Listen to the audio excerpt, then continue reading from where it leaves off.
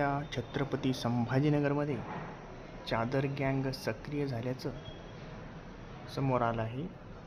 रात्री दुकानाच्या समोर चादर आडवी लावून चोरी करणारी गँग CCTVमध्ये कैद झाली.